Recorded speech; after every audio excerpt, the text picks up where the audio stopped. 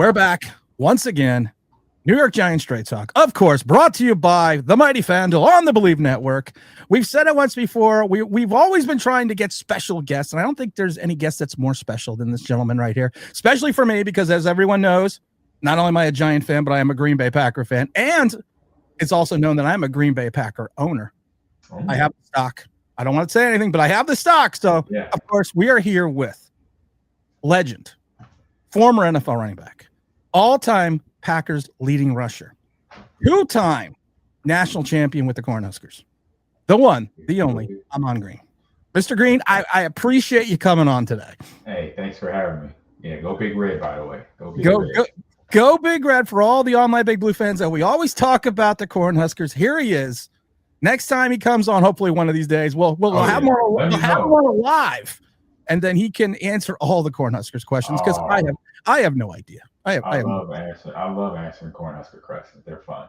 Well, we want to ask Green Bay Packer questions. Gotcha. Because that's what we're here for. Because the New York Giants, we're in a little bit of a doldrum. Mm-hmm. We are the perennial get right game for almost every team we play this year. And of course, this Sunday at 1 p.m. Eastern Standard Time in MetLife, we have, of course, the mighty Green Bay Packers, who are coming off some interesting, I want to say it, interesting losses. Interesting losses to not only the Carolina Panthers, but of course, just as recently to the Eagles. And I'm not sure what's going on. Everyone knows I was a former defensive player. So when it comes to offense, all I know is how to stop you guys. But right now, it seems like at times the Green Bay offense can't get out of their own way, especially the last 2 weeks.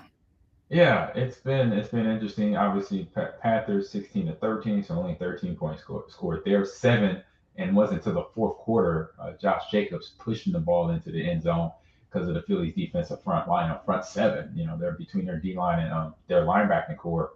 The ball wasn't getting really moved, and DBs, they're back in 7 defensive backs were doing a fantastic job against the Packers wide receiver core, which that is a core that actually, was changed once Tucker Kraft went down. So that was the first game without him. So you saw the adjustments the players will have to do, and I'll say it'll be a lot better this week because that first time losing a guy like Tucker who was 60% of the progression choices for Jordan Love now is gone. So you take that 60% away, and now everybody else, Wicks and Reed, they all got a Watson. They got to now not got to do it, but they're now feasting or trying to do stuff without a guy who command all the attention and Kraft.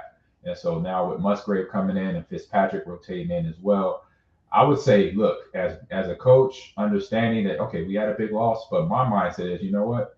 I want to try to work with Musgrave and say, what plays can we do similar to Tucker? Because I remember as a running back, if I went down or I rotated in and out with Tony Fisher and Najee Davenport, we ran the same plays. We didn't change the whole offense for Najee. We didn't change the whole offense to fit Tony Fisher, who was a little bit different than me, in the backfield. So I would try to do that with Musgrave, try to have him doing the tush push, have him do some wide receiver or tight end reverses or tight end RPOs because he's an athlete too. He's a guy out there. And I think you saw that adjustment in this game. And then obviously the Philly pass rush and the Philly defense affect Jordan Love and the run game all night long on Monday Night Football, when that game went down. Jacobs this year, like Saquon Barkley, does not seem to be having the same impact that he had. And now, of course, most defenses after a year of these two backs running wild are probably going to try to key on more to preventing them because everyone knows best way to set up the pass is through the run. Mm-hmm. So right now I'm watching Jacobs. He doesn't seem like he's doing anything different. He seems to still be attacking the hole with the same ferocity. He seems to be that same guy.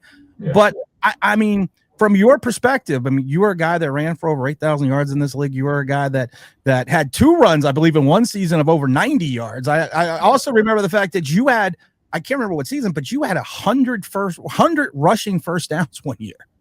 And I never knew that one. Yes, that's one that I didn't know. I actually know that. You have to look. You'll have to Google that.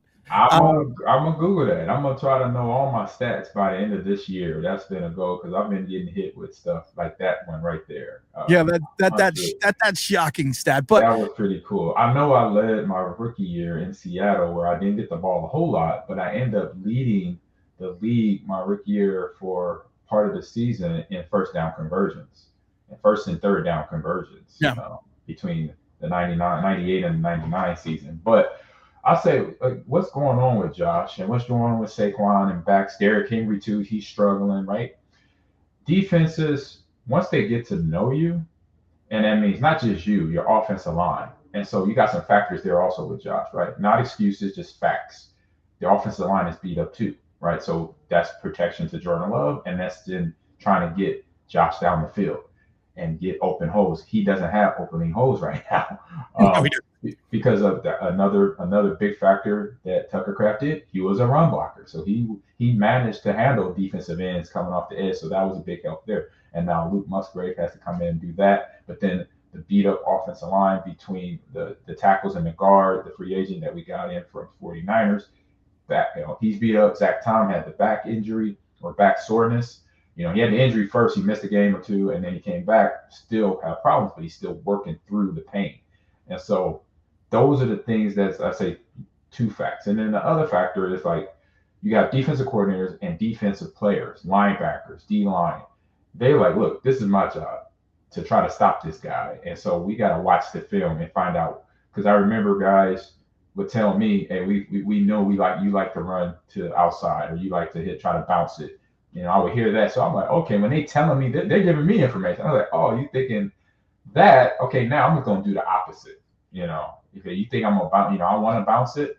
So I got to work on cutting back or working making a slight cut to the outside to make it think I'm going outside and cut right back upfield. So that stuff Josh is getting is adjusting because they know about you. You put up big yards. He was a Pro Bowler last year. They had a fantastic season with that. So now as an athlete and as a running back, which we already do anyway, we have to adjust. He has to adjust to what's going on.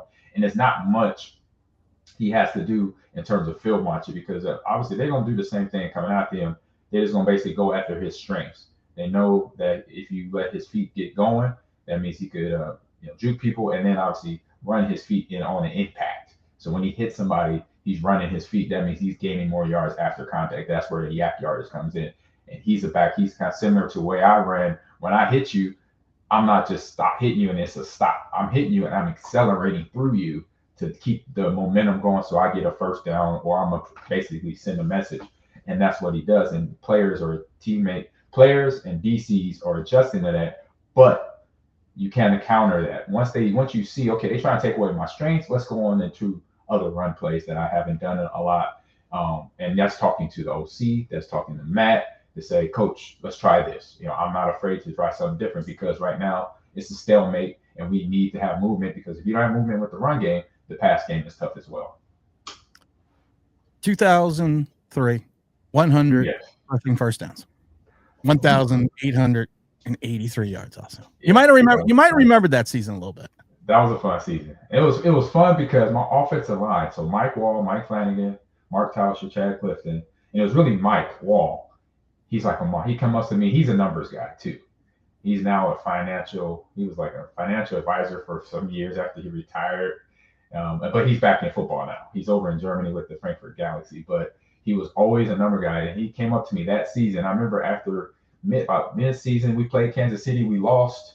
Had a good game though, but we lost. But he's like, Ahman, if we keep averaging, 120, 130 a game, we can get you to 2,000. And I'm like, okay, cool. And he's like, we got to hit that number every game. So it was just funny. It was fun for me to hear that from the guys, from the big guys. It was cool because we were a unit. I've always knew as a running back growing up since I was a kid. When in my first year playing flag football in Los Angeles, California, my older brother's telling me, hey, you're a running back. You do nothing without the offensive line. Never forget that. And so that's obviously been in my head since I was age 6. So knowing that I get to have fun, have conversations like that with my offensive line, like, hey man, we're only a few yards away. But then we got Jamal Lewis over in the AFC going crazy right now too. So it was like, no! So But that whole year was just a fun year. It ended fun, even though we lost to Philly, but that was one hell of a loss. I say if we're gonna go out away, that's one way to go out. It took a team that they gained 26 yards on a fourth down to beat us. So, there you go. And I want to get back to the new Packers for a second. No, the current Packers. I want to talk to you. I had a couple questions about Seattle. So, if anyone's ever watched the show, when we have a guest on, I go totally different directions. Of course, you went, I believe, in the third round to the Seahawks. Correct. You had all this success in Nebraska. You seemed like you were going to be coming into the league on a precipice, on this cusp, on this ability to maybe not take the lead by storm immediately, but have more of an impact than you kind of had those first two seasons. And you were there for 2 years. And I know, so we've talked to many other pro athletes that when you're not getting the time, when you're not getting the reps, and you can do these things and you can help. I mean, when you were traded to Green Bay, right? What was in your mindset at that point in time after those first 2 years in Seattle? And then you're like, okay, now I'm, first of all, I'm in Seattle and now I'm going to Green Bay. Right.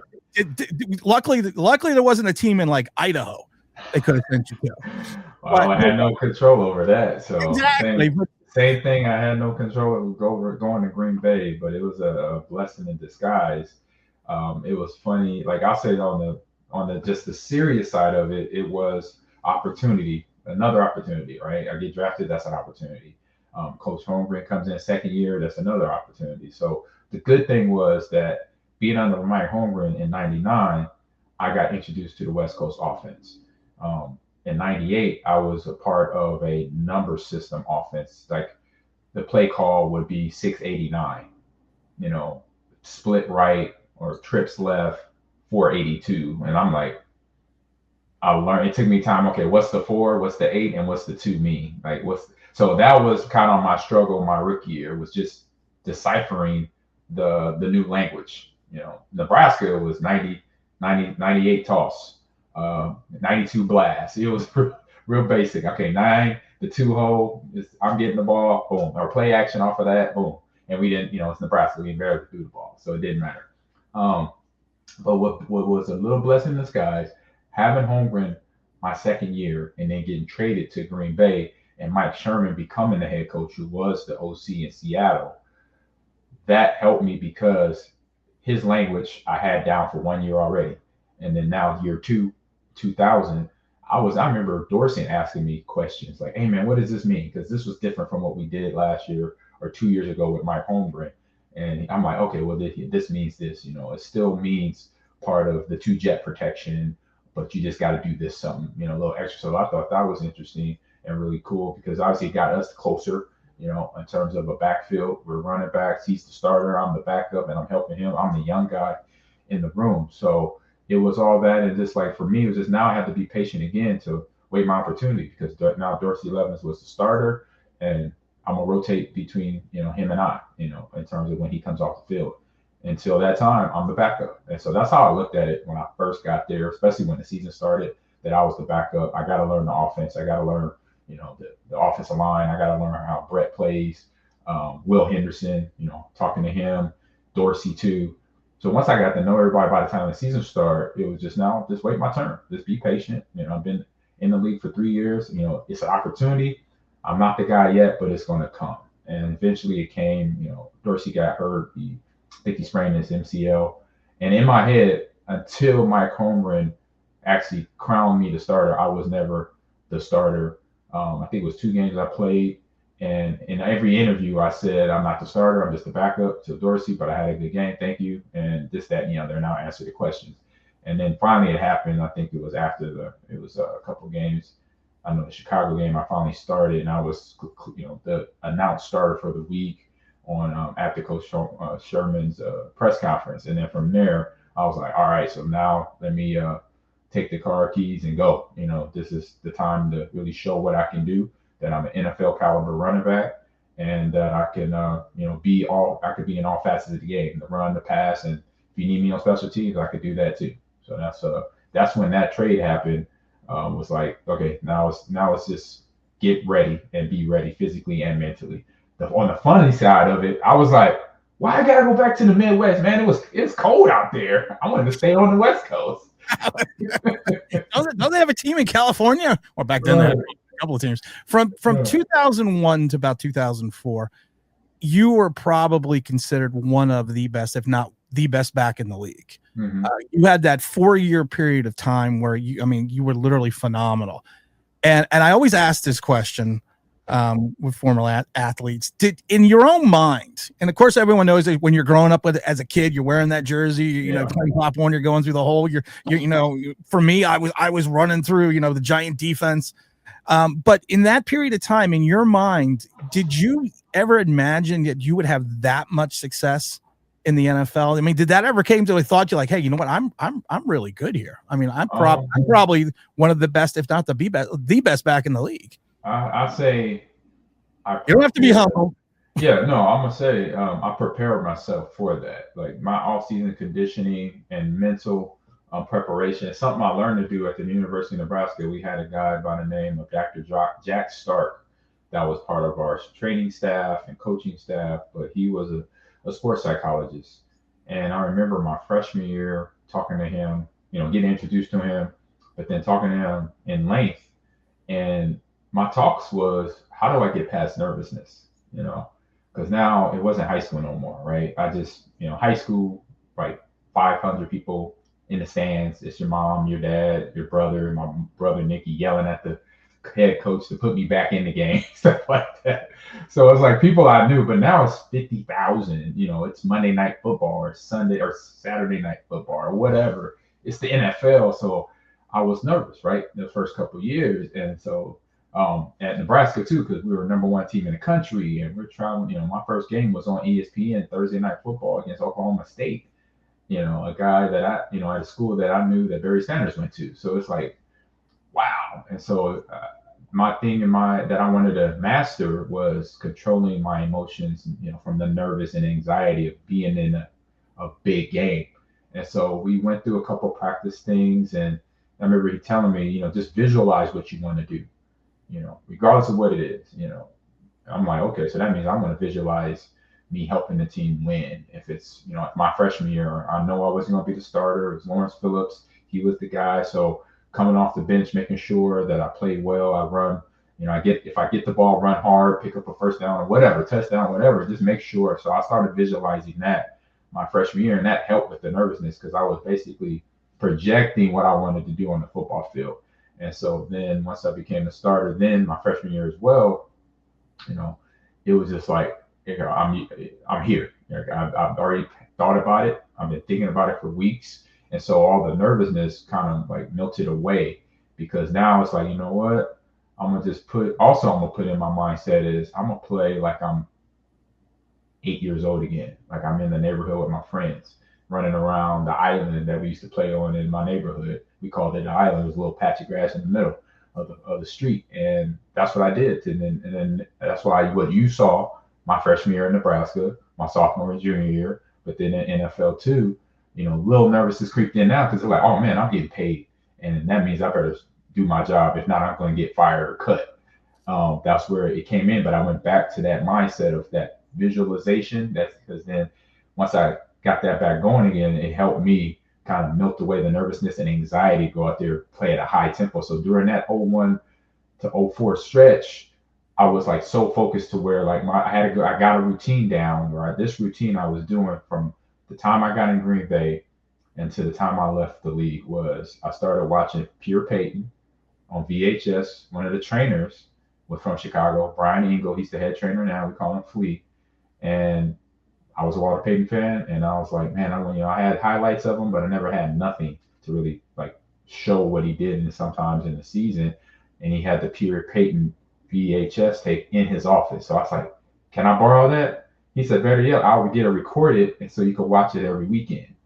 So I watched it every Saturday night before the games, and then I made sure I had like a steak dinner with mashed potatoes and salad and a brownie sundae, and watching like a football movie. So like Remember the Titans or an action movie like The Matrix with Keanu Reeves. That movie I loved. It was very, think outside of the box type of mindset. And so those things was what I did for that time in Green Bay to make me come out in that field. I was always locked in. Like I remember having like meeting up with my teammates now, and we'd talk about stuff, and like I was like, I don't remember that. They say, man, you were so locked in. Sometimes we don't know you were paying attention to us or not. Like conversations that went on in the locker room either before or after the game. And I'm like, oh yeah, I was probably locked in. So I was another Ahman. I was like, you were in the zone. I was in the zone. Exactly. So that was what that stretch was about. And then obviously, like I said, bringing my teammates along like that. When Mike Wall did what he's, asked me, say, hey man, we got to average this. Like having conversations like that was fun, and that just made us all like we're on a line, we're on the same page. Because one more thing that happened that year too, Coach, when Edgar Bennett took over as the running backs coach, he brought the offensive line. Actually, he brought us to the offensive line meeting room. So we started having meetings. So we did it as a team. We already met as an offense, and then we broke away. We went to the running backs room, the tight ends room, lineman room, we all separate, quarterbacks room. But then we started meeting the running backs. You go to the offensive line room and watch film, break down the film, talk about the plays, the power, the option, or the power ISO, power toss. Like, what am I thinking? When I'm trying to, run out a ISO play. And the lineman said, I'm telling them, if I see your back do this, I'm gonna cut right, or if you do that, I'm gonna go left. And they're like, oh, okay. So they knew that stuff. So that I think that took us to the next level too, as well. It's basically like, something that always happens. The quarterbacks working with the wide receivers in terms of routes and coverages. It was the same thing. We had the offensive linemen working with the fullbacks and the running backs in terms of running our paths to the play, in terms of how we're going to set up the block to get through the hole a lot faster. And I think that would be something, if I was in Green Bay right now, I'd be like, hey, Josh, hold on, let's do this together. Let's all y'all get in the same room and meet, because that's something that was totally, I said that changed the game. And like, so the guys then was reacting and not thinking. Like we were all synced, so we didn't have to talk about it in between huddles. We already talked about it during the week. So come Sunday or Monday night, we had that game plan, and we knew what each other was thinking on certain run plays. So that was already done. So it was just all the reaction. And that means the plays went faster. So that means that's why we attacked the defenses with myself and Tony and Najee and offensive line so fast. And even though we got guys like Brian Urlacher and Derek Brooks, on the other side of the ball, and they couldn't slow us down because we just knew and we had it down pat. We hear New York Giants straight talk. We know nothing about Remember the Titans. No, I don't want them to gain another yard. You blitz all night. That's only one of our favorite sound clips. And that is literally in the 50 key soundboard. That is number 8. That's how many times that one gets played. That, man, the intensity on his face. He had his fist like this because he knew, they were being, jerks on the other side. It's another word, but they were being jerks. I'll just say that. And it's like, if you could play in that situation, you could play anywhere. If you have to play in a world where, at that time in the United States, and it was civil activation, civil rights going on, civil rights movement was going on. If you could work through that and still play and be on a team, that's a good message that movie sent. Yeah, so that's why I watched it. We actually broke down a couple of months ago, not even a couple months ago, a couple of times, the racial implications of that movie and what was going on at T.C. Williams at the time. So we never shy away from any topics here. We always. Nice, good job. I need to get back to the game, but I got one last question. We had Joe Valario on, who of course played with Joe Montana. We had Jerry Oslowski on, who played with Jim Kelly. You played with another interesting quarterback, guy to wore number 4. Yeah. And I always ask, and I ask these guys, you can decline, but is there an interesting or a fun Brett Favre story that Ahman Green can share? Oh yeah, I got a couple, man. He was always on me. I must have been one of his buddies. I'll just say that, because he pranked me twice. I owe him. I don't know if I'll be able to get him back, but the 2 pranks real quick was the one. It was the 01 season, and it started on Wednesday, and I come to my locker room. I'll try to tell this as fast as possible. I come to my locker room on Wednesday, first padded day of the week. Meetings is over, putting my gear on, and I'm smelling my gear. It smells like mildew. And I was like, oh, I'm gonna go give Red and T-Bone and Nelly a hard time about my gear. Not they didn't dry it enough, right? So I go to the equipment room, say, hey Red. He's like, what's up, Ahman? How you doing? And he was our trainer for years. He just retired last year. He's like, what's going on? What's up? What you need? What you need? I said, I don't need nothing. Just letting y'all know, y'all didn't let my gear wash or dry long enough. He's like, wow, it's like it smells like mildew. Just letting you know, y'all need to do a better job. I'm just jabbing, just a little jab, nothing serious. They're like, whatever, man, go to practice. So I went to practice, no problem. Thursday, same thing. I'm like, why does my gear smell like mildew? I'm like, whatever. I just put it on. I go to Red and them again, say something, and they like, whatever, haha, whatever. Friday is just helmets. That's ours because we're like week 10 or 11. We're like just helmets now, no pads. I see Doug Peterson walking over my locker room. I'm like, Doug, what's up, Dougie Fresh? He's like, AG, you don't hunt.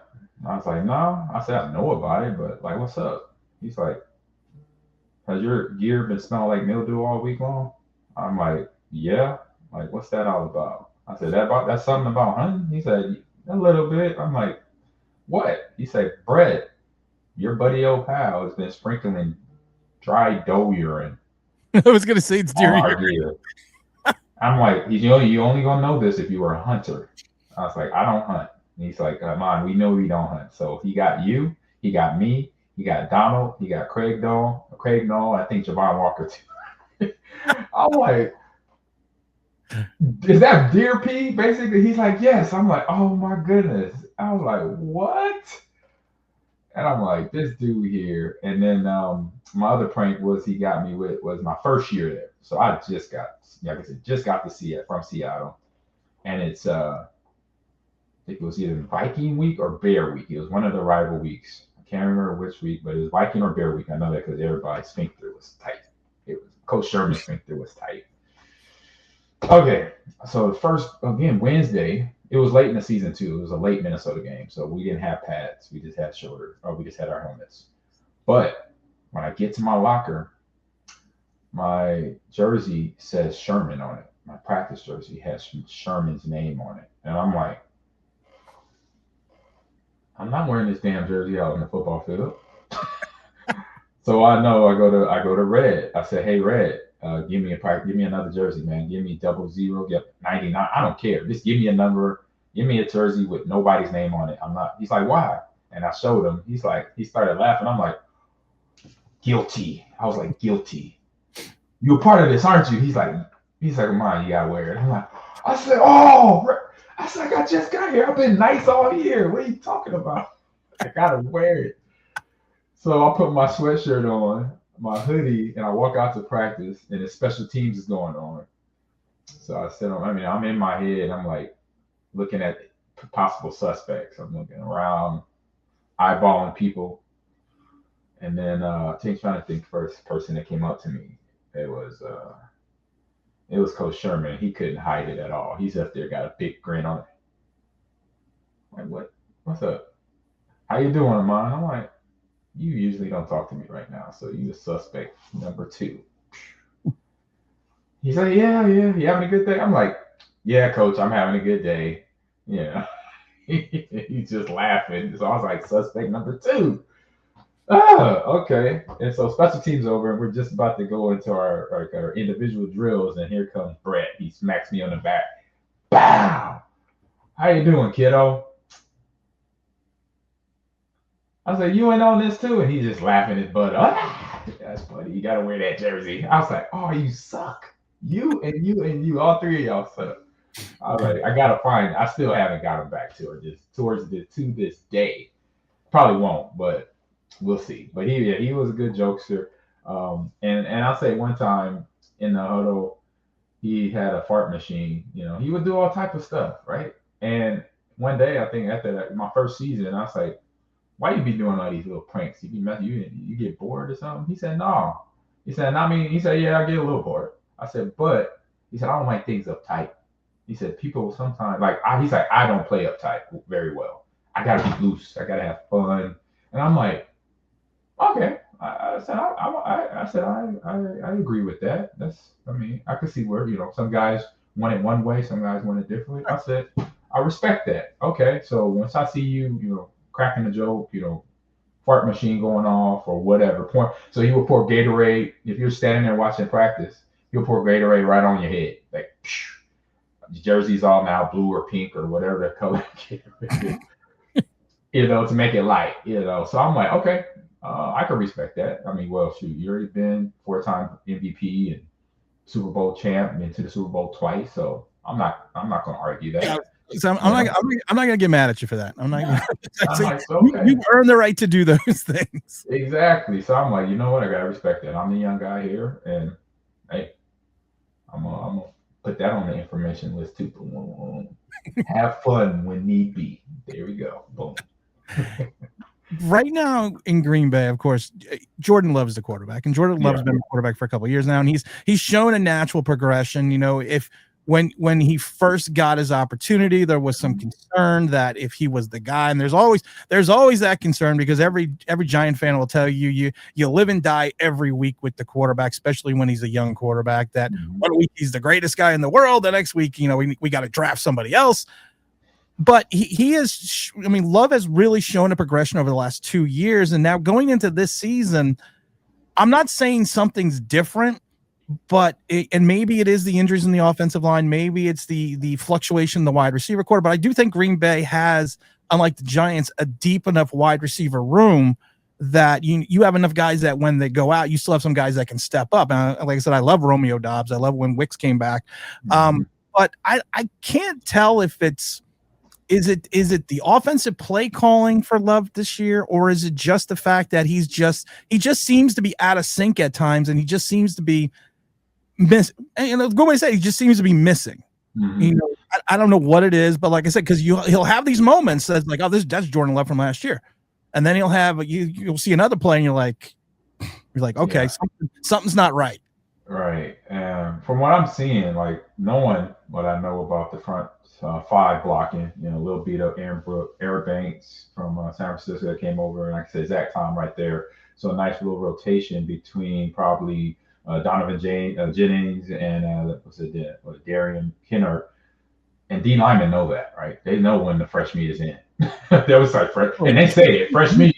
Yeah. Fresh. No, they say fresh legs, and fresh legs for offensive lineman. That tackle guard is not good because you got a defensive guy that's coming at you that already knows what his game plan is. And actually experienced it, right? If it worked or didn't work against the offensive line. So he has that in the bank. The guys that's just getting on the field, like when Zach Tom got hurt and when Aaron Banks was beat up or Sean Ryan had to come in and stuff like that, different positions, it's an advantage. It's a big advantage. So that you had that players trying to adjust next man up. And then the defense taking advantage, like, hey man, we got a few guys. This is their first couple plays. Let's give it to them. We're gonna run this ET. So they're gonna, like with any quarterback in any position, or even lineman, any position that only have a few reps here and there, the DC knows he's gonna say something to the middle linebacker in his helmet. Hey, we got two old linemen that are brand new. Let's do this play. Let's blitz them. Blah, blah, blah, blah. And then as that goes, then that's just like street play. Oh man, you got a twisted ankle. We're gonna go hit that ankle. That's the type of mindset that the defenders, the coaches do defensively to slow things up. And then you look at the receivers, right? You look at the receivers and Jordan, how they're working together, and he's looking at trying to get a guy open, right? Should he throw it ahead of him? Should he throw it to his body?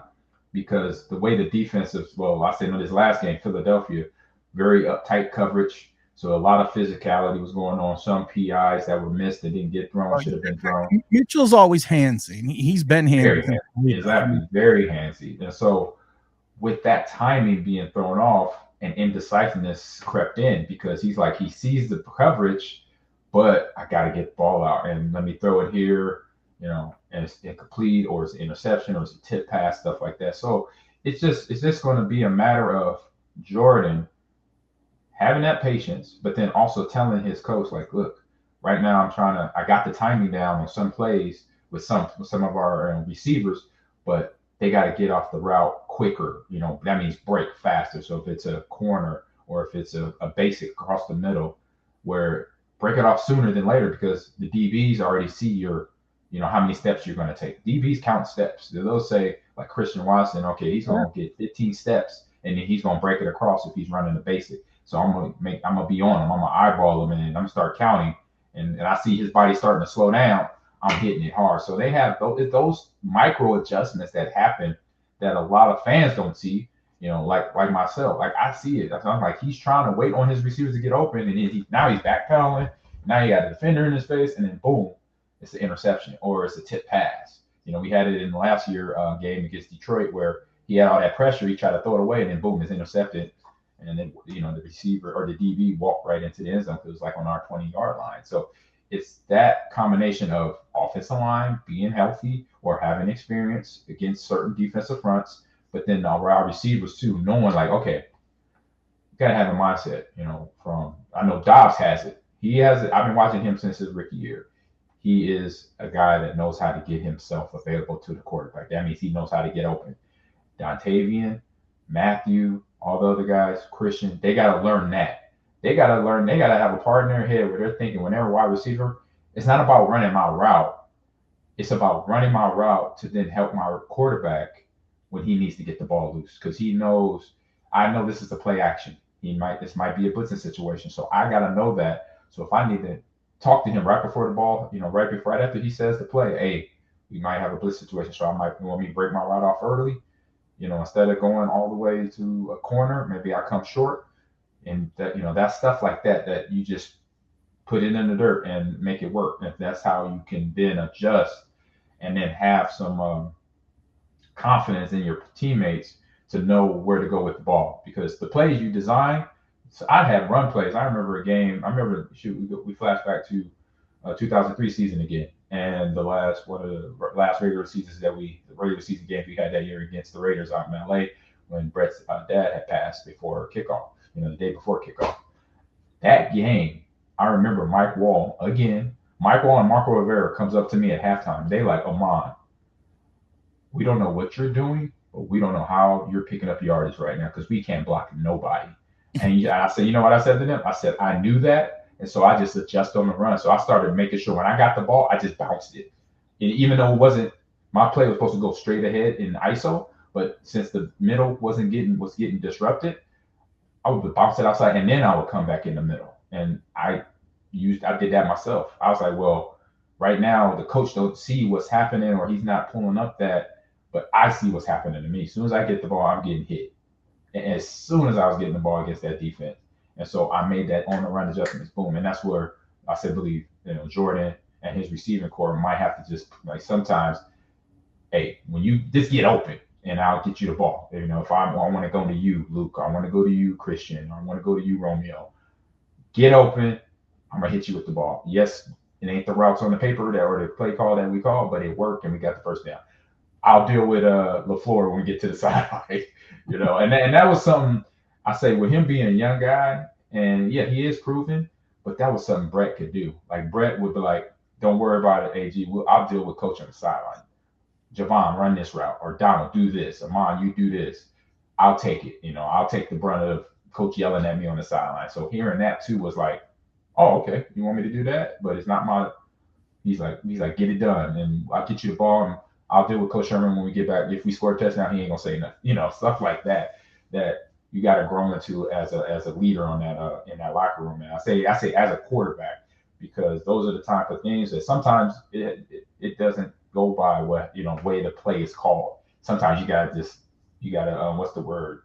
You gotta improv and change the game plan and do something different. That hey, this play is not going to work because they're doing this. We gotta try to find something, and we find that something and it works, and then keep going with it or go back to what you're doing, back and forth. Because if you keep a defense guessing, that's where you want them. You don't want a defense at a place like now where they know what's coming pre-snap, where they're calling out the play. I said that only happens to me one time in my career in Lambeau Field. We were playing the Ravens in 2009. I'm sitting next to Brett in shotgun, and Mr. Ray Lewis goes, "Draw! It's a draw!" I'm like, in my head, I'm like, this dude just called the play out. I still got it Got it right. right. And sure enough, it was a draw too. I was like, dang it. I was like, man, but that's the process. I say that's the scenario that these young guys are in, and it's not hard. They just got to be patient. Sometimes when you're in a lull like this, 2 game losing streak, it's not a whole lot you got to do to change it. You don't want to do a whole lot because if you try to overhaul something, offense or defense or a scheme, you're doing way too much. It's just little adjustments you got to do because the defenses are, like I said, from Carolina to Philadelphia. Philadelphia saw that Carolina film and saw, okay, they ran the ball. Yeah. They passed it okay. You know what? Let's take the run away. And pretty much the run was transparent until the fourth quarter, and then Josh pushing into the end zone. And so now they're making the fact that the defensive players for Philly and potentially with the Giants, they could say, all right, wide receivers, let's see if y'all going to earn your pay. Are you going to get open for Jordan? And that's what they got to find out. That's what I hope they better do, because if not, they're going to have another rough day running around. Well, the Giants secondary is beat up. Holland, I believe, is still out. We have Olsen Adebo. Looks like he's still out as well. You're going to get the likes of Corey Black, the rookie 7th-round pick. Right now, the Packers, according to the MightyFanDuel.com, number one sports book in America. New customers to FanDuel, of course, for the NFL. If you bet $5, you get $500 in bonus bets. But right now, the Mighty FanDuel has the Packers up 7.5 points. I know it's a home game for the Giants, and I'm a Giants season ticket holder since '76. The family's been season ticket holders since '76, and when I see that line of 7.5, and I see the fact that it looks like Jameis Winston is going to be starting, Jackson Dart still in concussion protocol, the Giants have massive issues in regards to stopping the run. I believe, they're 31st in the league this year. They've given up on numerous occasions over 250 plus yards on sometimes 30 carries. Our defensive line is, while we have Kayvon Thibodeau, Brian Burns, and of course the 3rd-round overall pick in Abdul Carter, we are undersized, and teams seem to figure out quite easily. And you talked about it briefly, and we always talk about this on the show. NFL teams look at the other game films. They look and see what other teams did successfully. And for the past 3 years, it's always been the Giants. You just run off tackle. And we always joke on the show, off tackle left, off tackle right, up the middle, over the top. And then, that's how you beat the Giants, and that's how they've been consecutively doing this. Right. I personally think 7.5 points, even for them being home, the Giants, I think that's numbers light. I would probably say Giants should be 10.5 point dogs here, because you look at Jacobs, you look at, and to your point, I think if Jordan Love has the ability to a little bit more improvisation, I think he is going to find that he's going to see more of the middle of the field open for him. Mm-hmm. We still have that problem covering tight ends, because really outside of Bobby Okereke, we're not really astute at matching up either with tight ends or running backs out of the backfield or even slot. I mean, personally, if it's me, and like I said, I don't know how much Giants you've seen. If I'm Green Bay, I'm setting up like they did even in the New Orleans game, when New Orleans ran the ball 33 times, but they only ran for 88 yards. But they used that run to set up Spencer Rattler's pass, which then in turn led Spencer Rattler get his first win ever in the NFL. Last week against Philadelphia, they ran the ball 32 times for like 270 yards. I mean, it's not a difficult game plan to figure out how to beat the Giants. But on the defensive side, which we didn't touch on, the Green Bay defense, even with Parsons, has been playing well. But you have some people that are saying that Parsons isn't having the same impact that he had in Dallas, because he had 2 games where he didn't have any sacks. Now, that's going to happen. Brian Burns, even in Carolina, had been multiple games without sacks. I mean, I personally don't see Parsons any different that I've seen him, before. Mm-hmm. But do you think there's some talk and speculation, there's some rumors that maybe he's still bothered by that lingering back injury? That's a maybe, right? I mean, it's football. Injuries come up, they linger. I know I had a crazy injury with my ankle. It was my Achilles. I thought it was going to pop in the start of the 2004 season, and it was September. The whole month of September, it bugged me like that. And then October hit, and it disappeared. My gameplay, I don't know if you probably tell if it was different or not, but I know I was a little heavier because I couldn't practice during the week. That's the only thing I noticed about myself on film. I was like, oh man, I look thick because I couldn't practice on Wednesdays and Thursdays and Fridays. They were basically I would ride the bike, so take pressure off my ankle for that.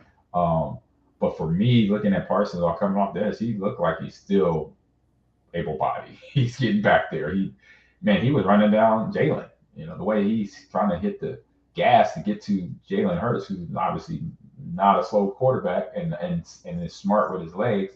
He just got a little, I'll say, aggressive, and he was able to Jalen was able to step up and then get underneath his pass rush and get him out. He was able to get to the left or the right on the offense. So that's the only thing I saw. So that's just here. I mean, if you don't know, my thing is, hey, if he is playing with it, he's still playing well from what I see.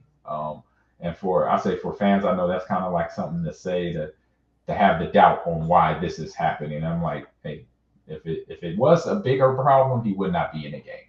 I'll say that because the coaches will ask us, are you okay? How you feel? And if he didn't fill up to par, a true professional, like I had a couple times where I couldn't go, and I hated to say it, but I had to be honest. And like I had a little hammy linger.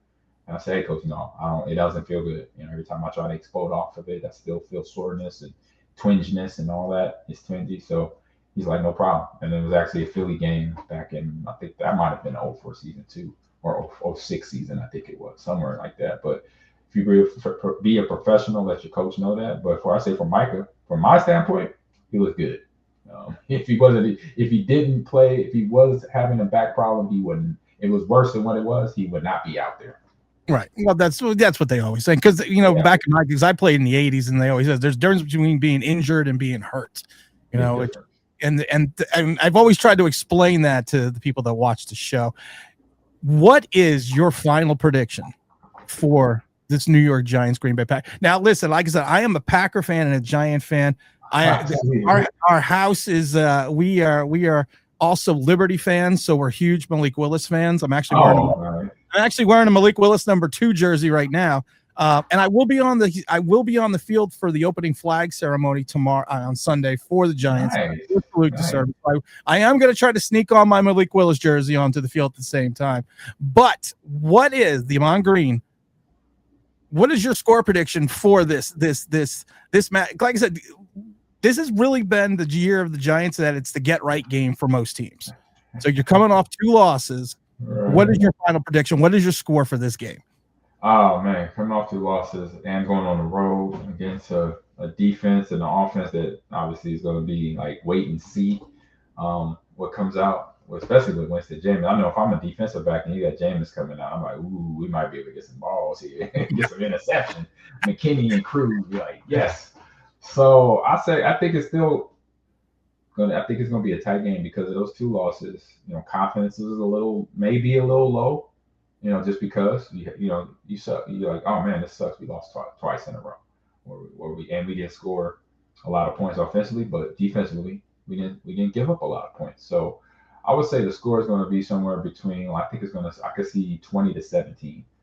Wow. Green Bay on the road. I think they get it together, but they're going to have to, just like anything, they got to go out there and earn it. You still got to play the games. So they got to go out there and play games, but it'll be a tight one, 20-17.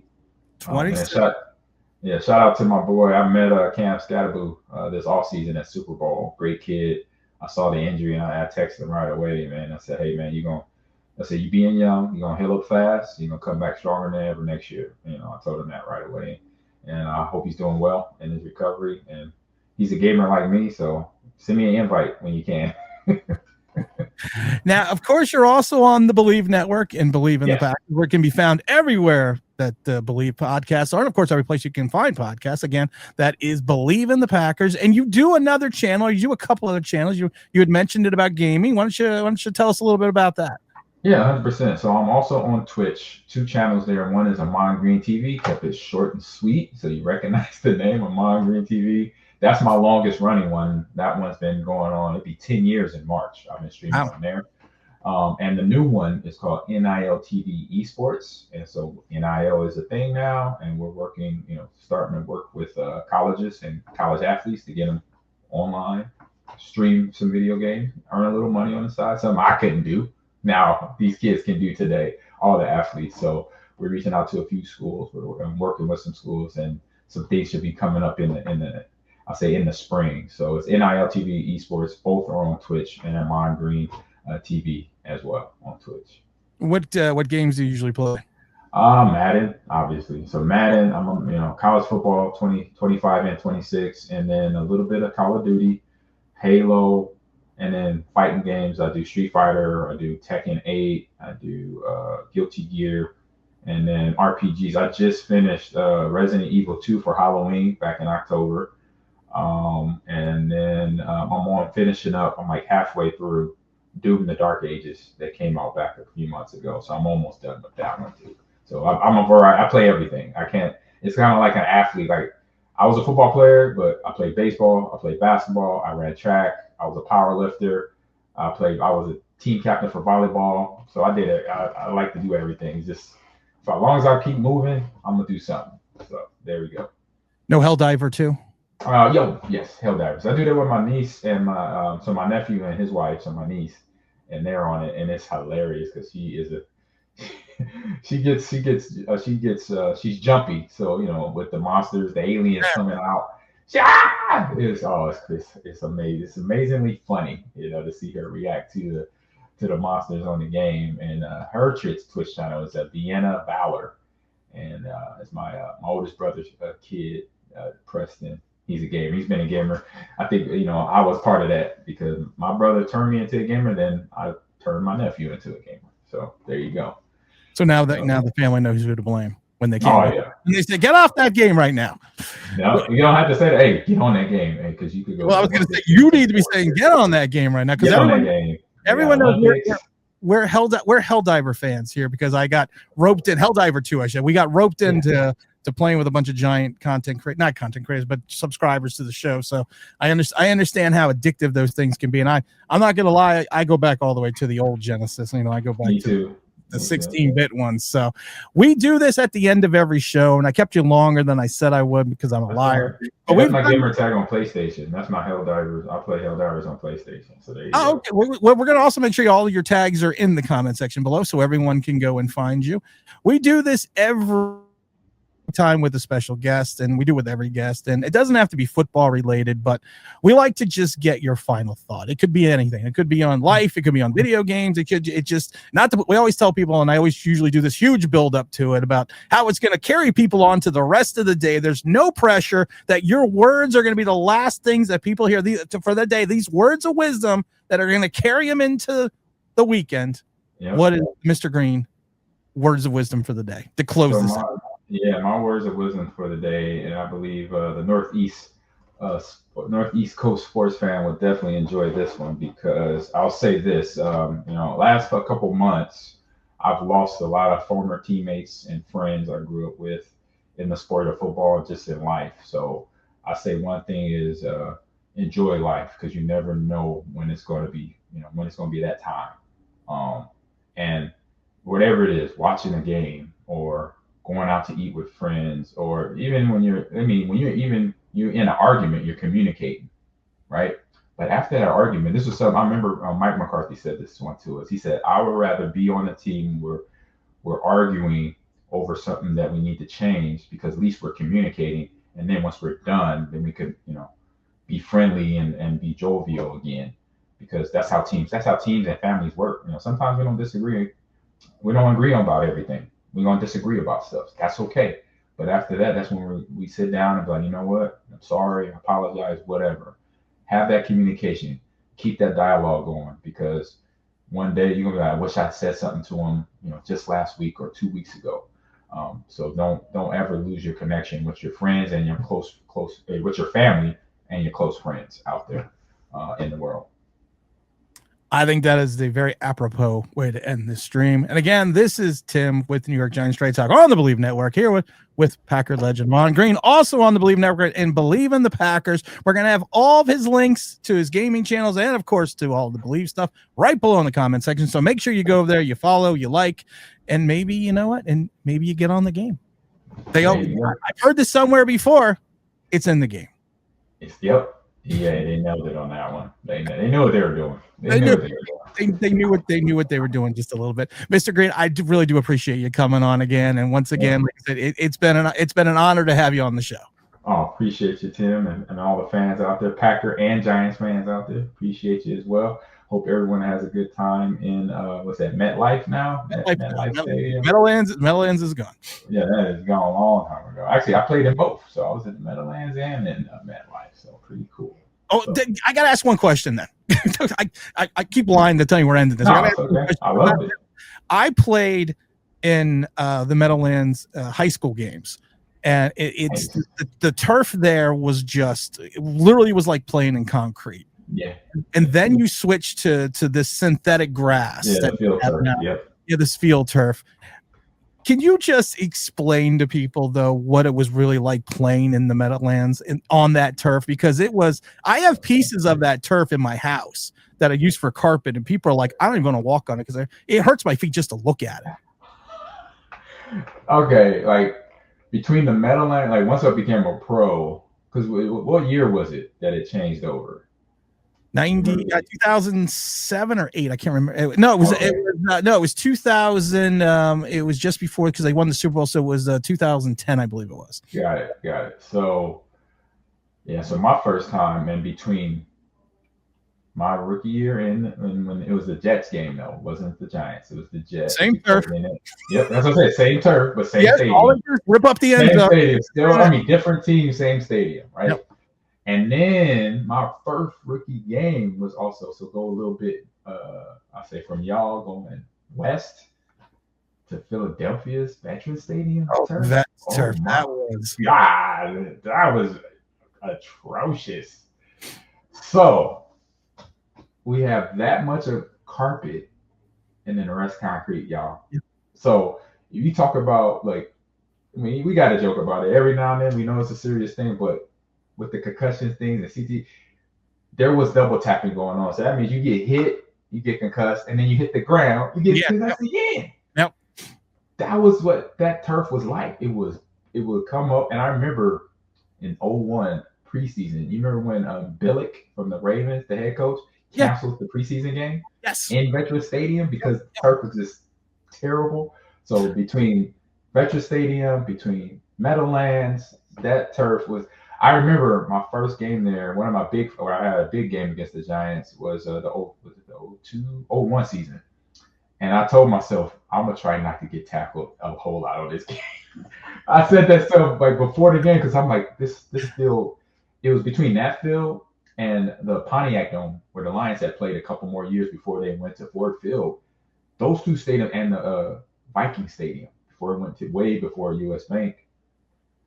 I was like, I hate those fields because usually after a game, running backs, we get hit 85% of the game. We getting hit by somebody. I knew it was a bad turf stadium because by Friday of the past week, so we already played the game on Sunday, and it wasn't until Friday till my body felt normal. That's when I knew the turf was terrible in the field because it was the concrete. And that was one of the stadiums, and I'm like, oh man, I'm not gonna feel right till Friday.